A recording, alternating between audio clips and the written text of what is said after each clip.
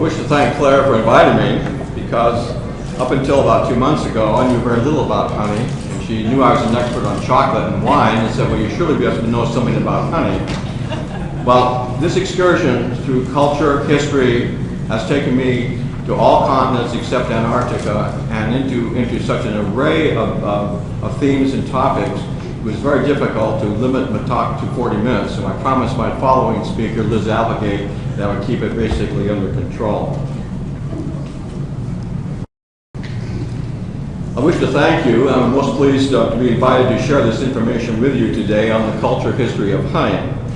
The fossil evidence for bees is quite ancient and predates human existence, as in this case of this bee preserved in amber from Burma from the Miocene that dates to about 20 million years ago, well before humans came on the scene. The earliest direct human use of honey dates to more than 10,000 years ago, as revealed in these ancient petroglyphs or stone drawings from Spain and India that depict humans collecting honey from beehives. There are even a few petroglyphs from Northern California, such as from North America, such as this one from southeastern California, that memorialize bees prior to European arrival. Now today my topic is not bees per se, but honey, and to document its sweet journey through human culture and history. And in preparing my presentation, I searched globally for oral traditions and how bees and honey first came to humankind, and I found a broad range of samples from cultures as diverse as this one from the Bushman San peoples of the Kalahari Desert, where the tradition holds that a bee lays an egg inside the body of a praying mantis. The egg hatches from the mantis and becomes the first human. There's a tradition from the Maasai of Eastern Africa who, in identifying the origins of their own people, lauded their god Enkai for creating the first people, the Torobo, the first humans to eat honey.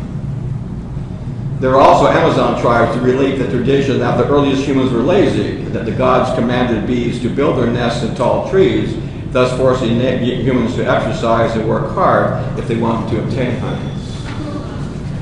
There are tales, too, from ancient Greece regarding how early humans and satyrs robbed beehives to extract honey, as depicted in this early 16th century painting by Piero di Cosimo entitled The Discovery of Honey. But my favorite is this one, the story of the creator bee. Now look carefully at the eyes up here of this creator bee, and what you'll see is that in this story the creator bee vomits. And the creator bee vomits and a university of honey is formed. A universe composed of honey galaxies, where the galaxies are composed of honey planets, where oceans rich and deep with honey flow across, where honey streams flow, and there are honey rivers, where the rivers and streams form honey lakes and honey ponds, where honey puddles are formed from the honey raindrops, all caused by the creator bee. Then the creator bee buzzed and said, "Let beevolution begin." And thus it was that beevolution began. But unexpectedly, and a world of angry bees evolved. Types of angry bees that fought over territory.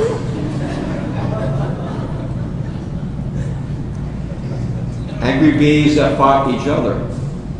Until finally the creator bee buzzed and said enough, and ordered all the flowers to dry on the honey planet. When the flowers dried, the bees cried, and they shed tears. And in their sorrows the bee cried, "We will fight no more forever." That's a phrase I learned from the Nez Perce Native Americans. Words that the creator bee heard, and in the recognition of the great bee truce, let the flowers return. And so it was that bees once again made the honey. And bees now peaceful buzzed with joy. And so it was that bees and humans became friends. And bees made honey, and the honey made human children very happy. And as people all over the world came to respect bees, people wrote about honey in hundreds upon hundreds, if not thousands, of different ways. And so today we gather to celebrate honey and to honor bees and the sweet products of their efforts. So let us begin, and we will start with bees and honey in ancient Egypt. From the beginning of writing in 3200 before the Common Era, Egyptian hieroglyphs tell the story of how honey first came to earth. How the sun god Ra shed tears that turned into bees and how the bees labored to form the first honeycombs. So important were bees to the ancient Egyptians that a combination of two glyphs, the sedge and the bee, were symbolic of the agricultural zones of lower or northern Egypt. Honey production and honey storage is depicted in the tomb of Remakara at Thebes, dated to approximately 1,500 years before the Common Era. Ancient beekeeping is depicted more graphically at two additional locations during the 5th and 25th Egyptian dynasties. There's an off-sided web-based claim that jars of honey were found in the tomb Tutankhamun, that when it was discovered and tasted, appeared fresh and sweet. This claim is false. No honey was found inside Tutankhamun's tomb, despite hundreds upon hundreds of sites on the web that claimed this. There's another less well-cited web claim base that jars of honey were found at the ancient Egyptian workman's site of Deir el-Medina on the west bank at Thebes, and that honey contained pollen that could be identified, and this claim is confirmed. Honey clearly is identified as a component of rations for royal messengers and standard bearers, and in this ancient record we will see later, ancient Egyptians used honey as a product with a very high medicinal value. If we turn to ancient Israel, there are numerous accounts of honey use. Now, beyond the phrase land of milk and honey used to describe the land west of the Jordan River, in 2007, archaeologists discovered actual ancient beehives at Tel Rehoth in northern Israel that date to approximately 900 before the Common Era.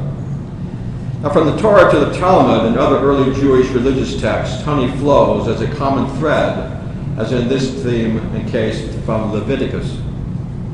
And through the exploits of Samson, who in this account in the book of Judges obtained honey from the carcass of a lion. And through the prophecies of Isaiah and his words that the Messiah shall eat butter and honey, and by doing so will know how to refuse evil and to exhibit good behavior. Honey is referenced to a number of the Psalms, as seen here in Psalm 19. Honey also is referenced to several Proverbs, as the verse chosen here comes from Proverbs 24. But it is honey in the sensual sense of sweetness that is used to describe one's bride, as depicted in, of course, the Song of Solomon. Now, east of Israel, in what is now modern Iraq, was ancient Mesopotamia, that land between the two rivers. The land between the two rivers, there exists some of the more ancient honey-related texts from these ancient civilizations of Babylon, Assyria, and Ur. As with this cylinder seal, with a reference to honey that dates to the 23rd century before the Common Era. A reference to honey appears in the ancient epic of Gilgamesh, that astonishing text from which the authors of Genesis drew upon for their description of God's wrath and the universal flood and Noah's Ark. Here, in this case, Gilgamesh fills a ruby-colored bowl with honey. The themes of bees and honey percolate throughout ancient Greek texts by the hundreds upon hundreds. In numerous passages, bees are called birds of the muses. The ancient Greeks believed that it was these muses, these women, who in turn inspired writers and inspired poets. Ancient Homer described the cultural role of honey as an offering at funerals, as in this passage from the Iliad, where Achilles places jars of oil and honey atop the funeral pyre of Patroclus. And also it appears in the Odyssey, where Ulysses prepares honey offerings for the dead when he visits the underworld. Aesop, writing in the 6th century before the Common Era, wrote of an encounter between Zeus and a bee at Mount Olympus. The bee rises to speak to Zeus and complains that humans consistently steal my honey, and I want protective weapons to defend myself and defend the hive. According to Aesop, Zeus then provides the bee with a stinger, but with a caveat, that if it was used to attack humans, and if the stinger was used, then the bee would die. In ancient Greek tradition, bees were sacred symbols of the Greek goddess Artemis, she of the hunt and the goddess of fertility, whose primary sanctuary was at the site of Ephesus. For more than 500 years, Greek poetry is filled with references to bees and honey, as in this surviving lyric poem penned by Sappho from the island of Lesbos. Another example of honey in Greek poetry is this passage written by Pindar to commemorate the ancient athletic games at Nemea. A number of Greek playwrights and commentators, among them Aeschylus in his work The Persians, and other playwrights such as Antiphanes, Aristarchus, Euripides wrote on the merit of honey. And even Aristotle, in several works on metaphysics, extolled the merits and the mathematical properties of honey water. Apollodorus related the tale of Glaucus, who while at play while chasing a mouse in play, he slips and falls into a huge storage jar filled with honey, and he drowns. Apollodorus relates that Glaucus died, but was revived. Thereafter, through the centuries, well into several centuries ago in Europe, much of European lore held that if you would put honey under the nose of a deceased person, that person would revive. Now, as with ancient Greek works, subsequent Roman and Latin texts are filled with hundreds of honey-related passages. Roman mythology commonly focused on the well-known icon known as the theft of Cupid, whereby this young child of love stole honey and then ran complaining to his mother Venus that the bees had stung him on the finger. The moral, of course, is that if a person lusts after something or breaks natural or human laws, then such person should accept the responsibility and the consequences. The Roman Virgil penned a magnificent book on agriculture that contains a full chapter on beekeeping and several interesting passages like the one identified here that describes how hard-working bees actually produce honey. Turning from the ancient world to the old world to the ancient new world, where kingdoms of bees and realms of honey also existed. The Popol Vuh manuscript summarizes Mayan creation stories, and in this passage, wandering humans find a beautiful land filled with pleasures, a place abundant in food, especially abundant in honey. Mayan iconography portrays beekeeping and wedding gifts of both cacao and honey. For these translations, I wish to thank one of our own UC Davis graduates, Dr. Julio Lopez, for translating and interpreting the bee-honey related passages from the Madrid Codex, whose images are presented here. Now let's now turn to a range of selected honey-related passages from a text of different global religions. Starting alphabetically with Buddhism, the Buddha commented on human lifespan, teaching that since all individuals must die, that people should take joy in the everyday common aspects of life. The Buddha instructs women to go out and gather and smell flowers in the same way that bees go throughout life, harming no one, merely taking nectar and making honey. In this passage, the Buddha comments on two issues: the difficulty of cutting honey with a knife. Obviously, this can't be done given the flow characteristics of honey at room temperature. And the aftermath of attempting to do so, as when one licks the honey residue from a knife but is not cautious, and in the process cuts one's own tongue. This passage serves as a metaphor for lust and poor human behavior, where pain and remorse are felt after the initial taste of pleasure has vanished. Christian texts throughout the centuries abound with passages and allusions to honey, as in this case in the book of Matthew, where the wilderness diet of John the Baptist is identified. Elsewhere, the sweetness of honey in the mouth is mentioned and described in the book of Revelation. John Bunyan's Pilgrim Progress contains references to the use of butter and honey as symbolic foods of Jesus, a reference to Isaiah 7:14-15, foods that teach Christ to refuse evil and to choose good behavior.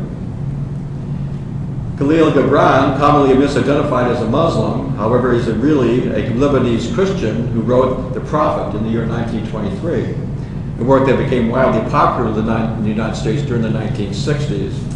And on this passage dedicated to on pleasure, Gibran captures the essence of the relationship among bees, flowers, and honey.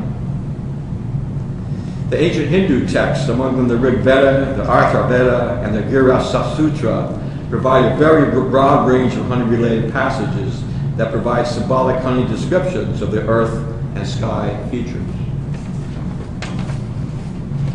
The primary ancient Hindu medical text, the Charaka Samhita, that dates to 1500 years before the Common Era, provides a description of honey varieties and their role in humoral medicine. Early Hindu texts commonly contain magical charms, as in this instance where honey is evoked as a spell to protect against the sting of scorpions. And there are similar honey-related spells to prevent cobra bites, to prevent bites of spiders, to prevent other types of venomous creatures. Here's a wonderful honey-related spell, more than 3,000 years old, that when evoked is said to permit the speaker of the words to capture and secure the love of his life. Now, if you're very clever, if you email me, I'll send you this spell so you can speak it to your loved ones tonight.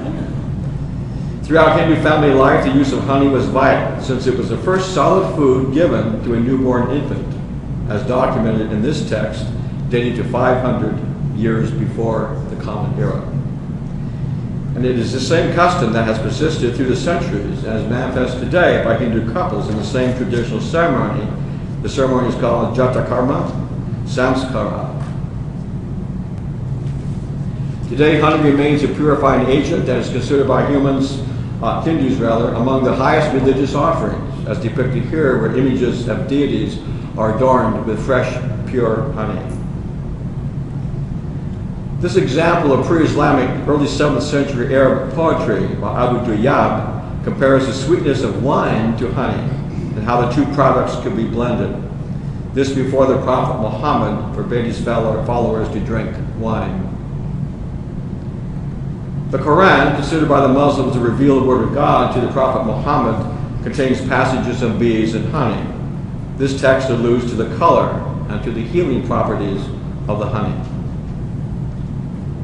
A second Quran passage specifically identifies the importance of honey as a dietary item to believers. The Prophet Muhammad died on June 8, 632 of the Common Era. After his death, collections were made of sayings or actions attributed to the Prophet. These were assembled by different Islamic schools of jurisprudence through the ages during the 8th and 9th centuries, and these collections are known collectively as the Hadith, which translates from Arabic to English as the narration. And they offer a wide number of honey-related passages. And this example states on the authority of Aisha, the Prophet's favorite wife, that Muhammad was fond of honey. This hadith, on the authority of Ibn Abbas, relates the Prophet's view on the medicinal attributes of honey as used to heal and to cure illness. This hadith, on the authority of Abu Sa'id al-Khudri, reports that the Prophet recommended the use of honey to treat abdominal troubles.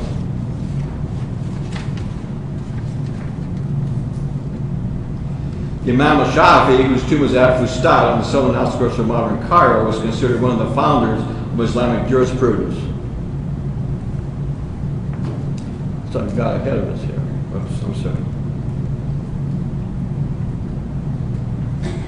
Approximately 800 CE, he wrote a tract called On Fatalism that related that the theme is simplicity of life, since the powerful and the rich ultimately die, all life is fleeting, whether one is rich or one is poor. And so here what we have here, thinking about this as an allegory, the fly lands with a touch of the expires, whether the fly eats from the cup of solid gold from the emperor or from a cup of clay from the common person.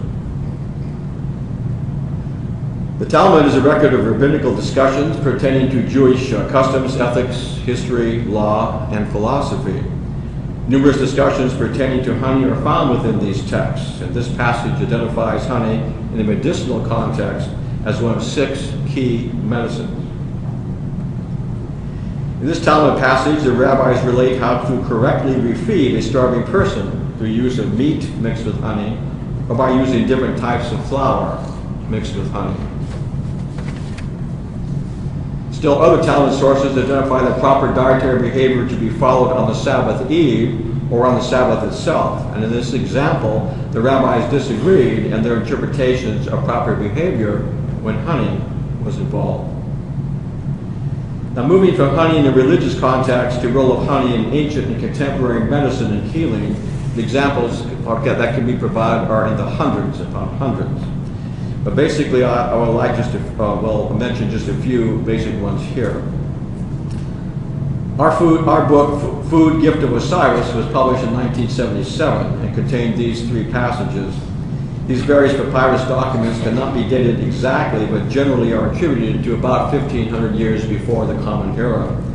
And in these three examples, honey is used as an external wound dressing, an external compress to alleviate headache, and as an ingredient as a mouthwash.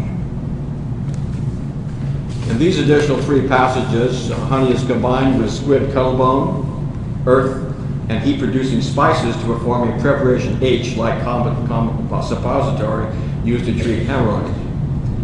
The other one, honey is boiled with mustard and other ingredients to treat diarrhea.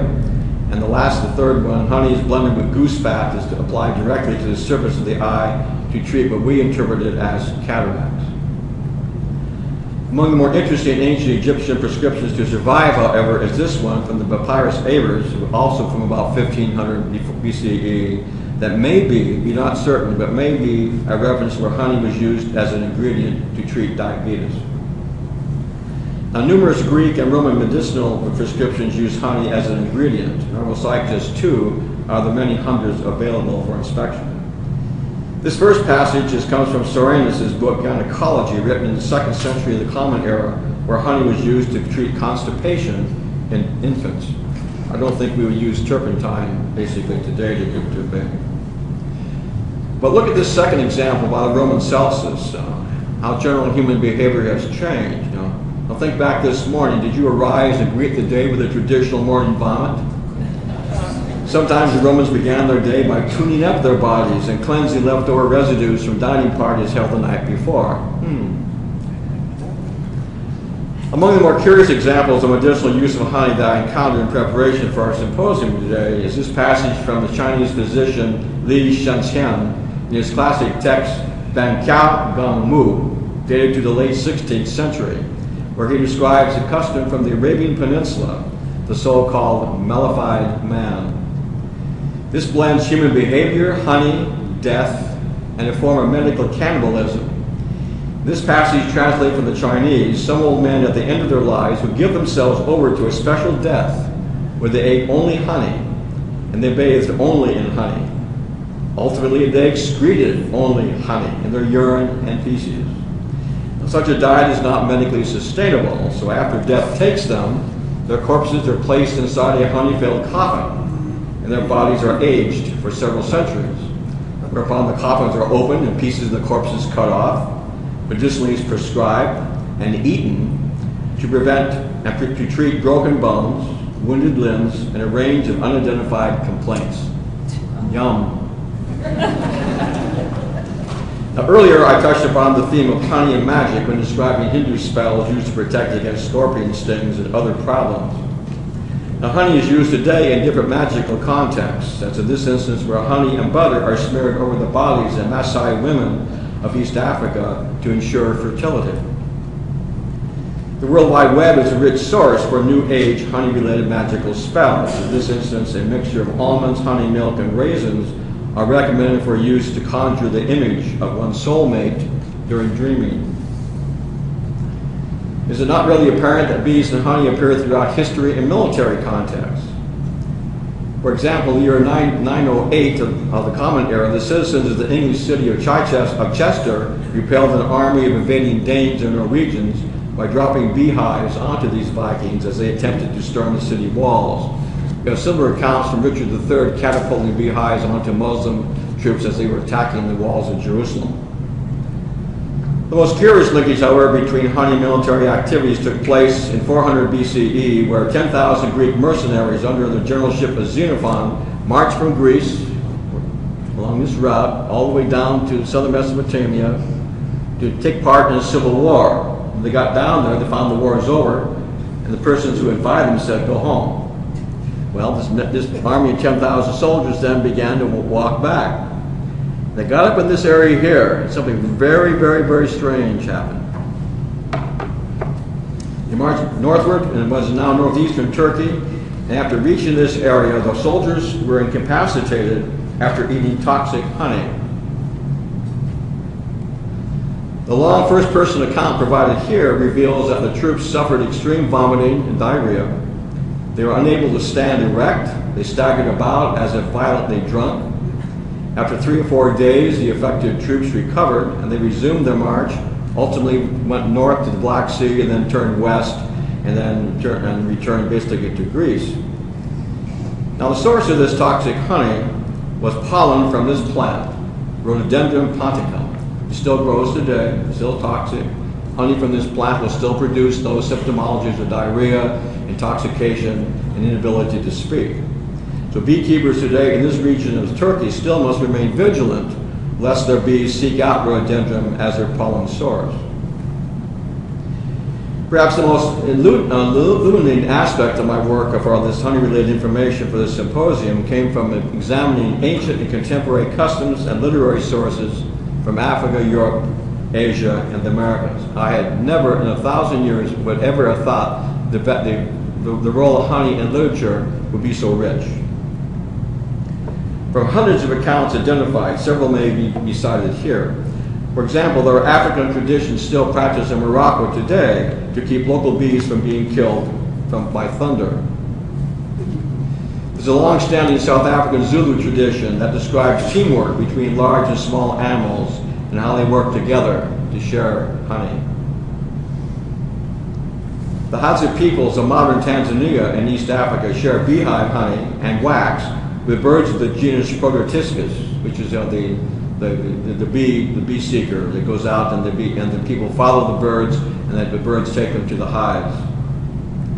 Within the Orisha healing system practiced by the Yoruba of Nigeria and West Africa, honey is said to calm. Taking honey leads to sound sleep. Taking honey cures bedwetting in children. Turning to Asia and the Pacific region, let us explore some additional honey-related themes. For the Middle East and Arabian Nights comes this dramatic story of how a single drop of honey at the wrong place at the wrong time brings about a series of very unexpected events. This hunter with his dog is out in the woods and he encounters a beehive. He takes the honey, puts it in his backsack. He takes it into town to sell. As he comes into the store, a drop falls onto the ground. Flies are attracted to this, basically. The flies attract a bird. The bird attracts a cat. The nearby dog of the man attacks the cat and kills the cat. The owner of the cat fights with the owner of the dog. These two men kill each other, whereupon their respective clans embark upon a blood feud that lasts for years and years and years, and leads to an unaccountable number of deaths, all because of a single drop of honey. From ancient Persia comes this report of exceedingly gruesome execution techniques. We're glad there's anybody who's under the age of 10 must close their eyes and plug up their ears, because this is the most gruesome torture ever devised by a civilized society. It's described by the Greek writer Plutarch, who described the torture and death of King Mithridates, the king of Pontus, 302 to 266 before the Common Era. This technique is called the boats, and you take two boats with the head sticks out one end, the arms out at the feet, and you pin the body inside with these extremities and just the head sticking out. So what happens? Those who are torturing force food to the condemned, who doesn't want to eat, so they poke their eyes out until they eat. Then they pour honey over everybody, everything. And the flies and the insects and the vermin are coming in, basically, and the person is being forced to eat this honey. It's been terrible, you see there, so please keep your lunches down. Don't fun with this, you see.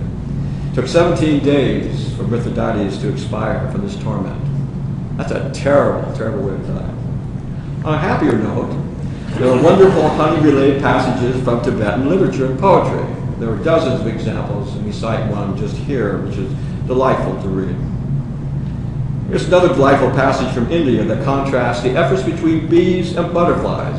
Bees are hard work, and butterflies flit around. They think they're cool, but they don't give respect to the flowers, whereas the bees do. And I think that's really, really telling. This example from South Indian Tamil poetry describes how honey is brewed, fermented, and aged inside pieces of long joints of bamboo. This wonderful passage from Thailand describes a mythological encounter between bees and elephants before the elephants had long trunks. And the bees were hiding out, so the elephant took the bees for protection inside his mouth. The bees began to buzz around and made the elephant sneeze. And as he sneezed, the trunk came out and became very long. So So this is why elephants have long trunks, and this is why bees build their honeycombs in hollow trees in imitation of the trunks of elephants. From China comes this 11th century song by Su Shi about an old man who ate only honey, and how by doing so he produced poetry. When read by children, the words tasted of honey that were cures for 100 different ills. This cautionary tale comes from the Philippines, and is somewhat akin to Aesop's tortoise and hare story. In the Philippine version, the two animals are represented by a selfish, quick-moving lizard and a slow, thoughtful turtle. The lizard spies a beehive and scampers ahead of the turtle, who wants to obtain the honey only for himself because he didn't want to share. And in doing so, the lizard becomes badly stung by the bee for his rash and selfish behavior. And within the Australian subcontinent comes honey-related practices and oral traditions of Aboriginal or First Peoples, and of special interest here is a honey-related taboo, where girls undergoing initiation rites after puberty are forbidden to eat honey for 4 months. The honey-related passages in literature from North, Central, and Western Europe are legion. They're difficult to enumerate, they're difficult to classify, given their diversity and different contexts. But let us try. Honey literary passages stem from the earliest Norse sagas that describe Viking exploration of Russia and India. Honey is included in cautionary tales that focus on the children of Odin. Among them are the honey-related passages in the Kalevala, the Finnish saga, and the Kavassa saga, and how he was killed by evil dwarfs who blended his blood with honey. Russian and Ukrainian honey-related texts reflected widely from the 18th century poetry where Derzhavin, presented here, as seen through the works of Pushkin, Tolstoy, Anton Dostoevsky, Dinner Scene, Crime and Punishment, onto Anton Chekhov's short story, The Gooseberries, where he describes a mentally disturbed man who pours honey all over all of his money, takes all his money out of hiding, and all his lottery tickets. He pours honey over all the money in the lottery tickets and eats it, so none of his heirs or friends will benefit. French literature abounds with honey-related texts, from Balzac, seen here, through the works of Molière, to Zola, to Alexandre Dumas, and many, many others. But my favorite French author is Jules Verne, who I began reading early in my childhood, about the 6th, 7th grade, especially his 20,000 Leagues Under the Sea, where the heroes encounter beehives and honey.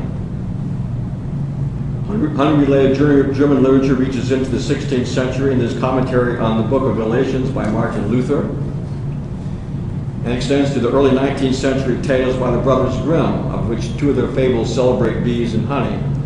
One of these tales, of this one presented here, details how a simpleton prevails over stronger and wiser others to prevent the death of bees. These wise boys want to kill off the bees, and the simpleton protects the bees.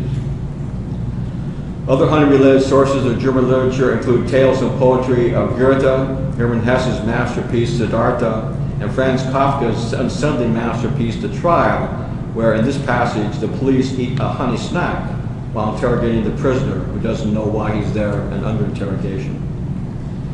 But it's in the literature of the British Isles, whether England, Ireland, Scotland, or Wales, where these classics where bees and honey find an even greater expression.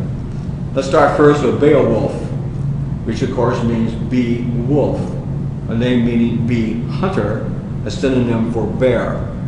So Beowulf was composed between the 8th and 11th centuries of the Common Era, and the initial lines consider construction of the Great Heorot, or the Great Mead Hall, where the heroes would drink fermented honey. By the late 14th to early 15th centuries, the theme of honey was well developed by Chaucer in his Canterbury Tales, specifically this tale of the Cook's Tale. Subsequently, by Thomas More in Utopia, he describes beverages where water was sometimes boiled with honey and licorice. Shakespeare writes of bees and honey in a number of his works, Two Gentlemen from Verona, and Julius Caesar, and in Midsummer Night's Dream.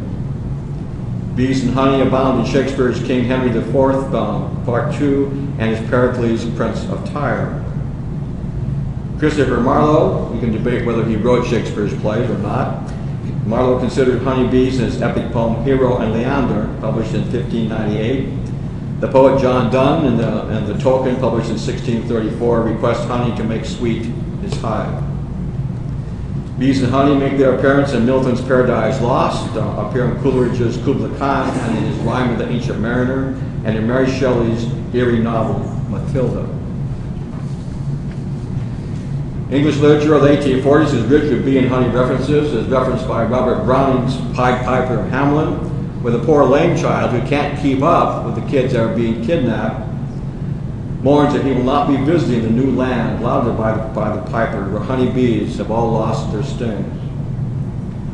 And you will remember this, the best known limerick by Edward Lear, published in 1864, has honey as its central, basically, topic.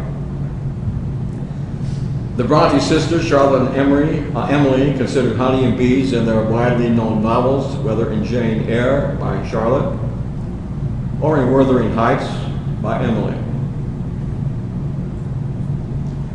Late 19th century English literature with reference to bees and honey include works by George Eliot, Her Legend of Jubal, and even Charles Darwin consider the topics of honeybees and how it is they organize their cells into hexagons in his influential masterpiece, Origin of Species. And I would be remiss not to include Bram Stoker's Dracula and his tantalizing description of the honey-sweet breath of the young vampire girl approaching her victim's neck with her fangs exposed. On a lighter note, Beatrix Potter, of Peter Rabbit fame, penned the tale of Nutkin the squirrel and how he and his rodent friends shared honey. I had to put that in as a balance between Bram Stoker and Dracula. In the early 20th century, two of my favorite English authors, Rudyard Kipling, commented that people should listen to bees, otherwise there would be no honey. And Arthur Conan Doyle, in his Lost World, likewise included bee and honey-related passages in his works as well. And I also would be remiss if I did not include in this assembly of bees and honey English authors such as Virginia Woolf, Hugh Lofting, as Dr. Doolittle, but my favorite English honey text actually is anonymous and published in 1893, presented here. Turning to Welsh, Irish, and Scottish authors who included passages on bees and honey, these sources are also numerous and date to the 14th century Welsh epic of Taliesin and to the Song of Mead composed in the first half of the 14th century.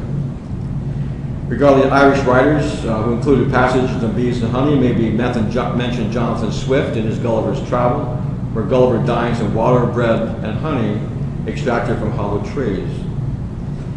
And we may include William Butler Yeats and his Celtic Twilight, as well as the work of George Bernard Shaw. James Joyce in Ulysses, the once commonly required reading in high school or the first year in college, requires passages on honey. Scottish writers, among them Sir Walter Scott, describe honey use at Kenilworth Castle, and in his best-known book, Ivanhoe, he mentions that honey was served at the banquet to honor Lady Rowena. And I always think of Lady Rowena as Elizabeth Taylor. Scottish poet Robert Burns described bees rejoicing over their summer toils in his famous Bridge of Ayr, while the poetry of Robert Louis Stevenson mentions the color of Highland honey and the hue of Highland bees. Spanish, Italian, and Greeks mention honey appears in Cervantes' Don Quixote, and in this lesser-known passage from Balthazar Gracian's The Art of Worldly Wisdom, and in his list of aphorisms. Among the references to honey in early modern Italian literature is an execution account described by Boccaccio in the Decameron, another rather gruesome use of bees' sweet product. Here we have the case of the famous bee fountain that we can see still today. A Greek tradition collected and published by John Lawson at the turn of the 20th century relates to whirlwinds. How, according to Greek traditions, they are sent by the devil. Lawson collected a magical spell that was shouted, whereby persons could avoid being enveloped within the evil dust. Meli ke galas te stratasas, honey and milk in your path. Turning to North America, a wide number of Native American nations have traditions that relate to the origins of bees or honey. Among these are traditions associated with the Cherokee in the eastern United States, the Hopi of the Southwest, the Chiniquitchinish, and the Luiseno of California. The first documentation for the importation of European beehives into North America is this letter written in London, dated December 5th, 1621, where it was noted that hives were to be sent as part of a shipment from England to Virginia that also contained diverse types of seeds, birds, and Mastiff guard dogs. North American literature regarding bees and honey is as rich as that for Europe and Asia. We may cite the works of Ralph Waldo Emerson and this passage from Henry Wadsworth Longfellow's Evangeline. Hawthorne's House of Seven Gables contains mentions of bees and honey. David Thoreau, in his classic Walden, relates the calling of the bees back to their hives. Emily Dickinson, The Pedigree of Honey, is among the best-known honey-related poems of North American 19th century poets. Bret Harte is best known for his California gold rush era stories, but he also wrote on honey in his lesser-known epic poem, Concepcion de Arguello. The 19th century American poet John Greenleaf Whittier penned an impressive pet message reporting the Appalachian folk tradition of telling the bees so the bees could spread the words of a relative's death. My grandfather told me this when I was little. They grew up in the Ozarks, that when a person dies, you go out to the beehive, you tell the bees of the death, the bees then go out and spread the word of the death beyond the confines of the immediate house. In her 1893 novel Singer from the Sea, Amelia Barr used honey as a metaphor to describe the difficulties of differentiating between false and true love. O. Henry's collection of short stories, The 4 Million, which contains his best-known tale, The Gift of the Magi, also contains the interesting story of the wealthy Prince Michael, who prefers to dress in rags and sit on a park bench in New York City. And then there's Ambrose Bierce, perhaps best known for a short story, An Occurrence at Owl Creek Bridge, who in 1912 published a series of cynical epigrams, one with passing reference here to honey. Contemporaries Kathleen Norris and F. Scott Fitzgerald, both widely read today, touched upon the theme of bees and honey. And here is the artist's image of Benjamin Button from the British audiobook collector's version showing Fitzgerald's misspelled name. Now, leaving literary sources, let's examine quickly bees and honey in contemporary North America as documented within a range of collectibles from the curious and the unusual. From needlepoint to postcards, to postage stamps, to the curious,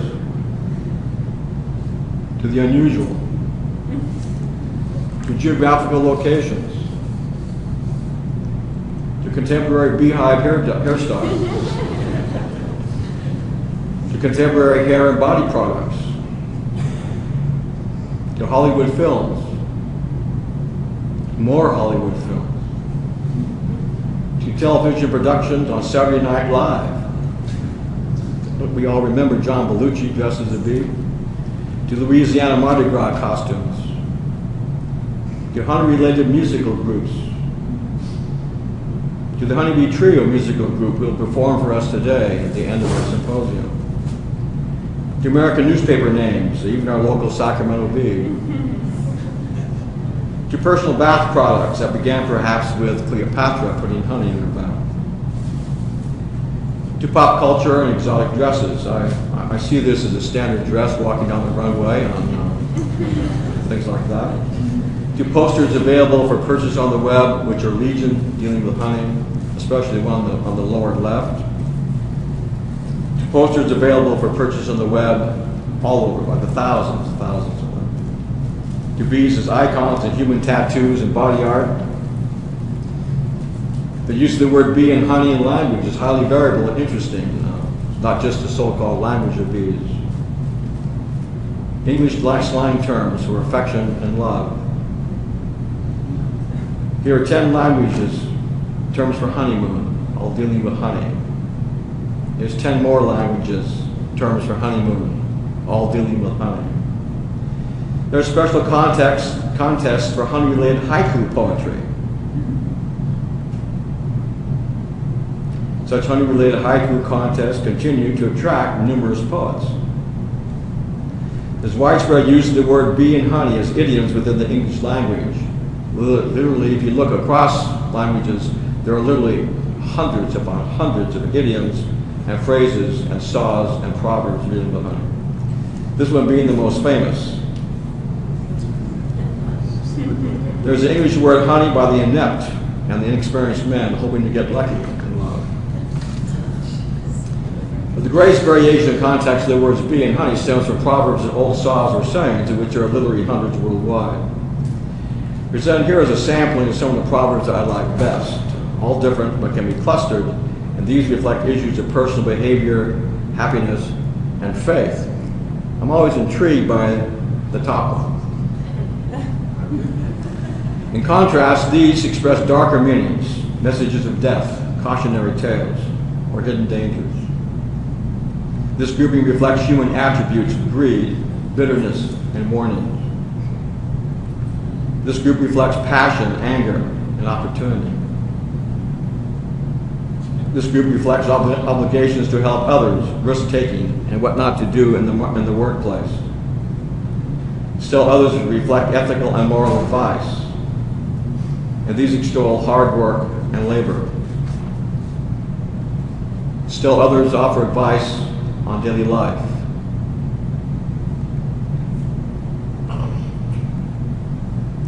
This well-known phrase, the bee's knees, first appeared in the English language in the 1920s, but to take this concept to the nth degree depicted here seems curious to me.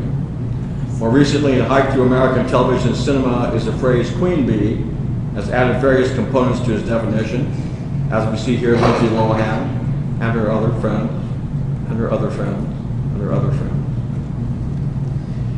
If we explore the word honey in song lyrics, it may be traced to at least 1744 with a well-known nursery rhyme song, Sing a Song with Sixpence, Pocket Full of Rye. We've all sung that here, and I didn't think much about it until all of a sudden honey pops up the other verse. Less well known is the use of both the words bee and honey in the popular 19th century U.S. Army cavalry song, The Girl I Left Behind Me, sung in many John Ford Western movies. My undergraduate university years at Cal Berkeley back in the 1950s, we were all familiar with the singer Jimmy Rogers, who in 1957 recorded his classic song, Honeycomb. And later, other honey-related songs, among them A Taste of Honey, recorded by the Fab Four, became hits during the 1960s. And in this year, 2011, Blake Shelton debuted his song Honeybee at the Academy of Country Music Awards and Hall of Fame. I'd like to end there because I'm running a bit over time. And I'd just like to mention that I'm looking forward to the next presentation by my friend and colleague, Elizabeth Applegate. I wish to thank you all very much.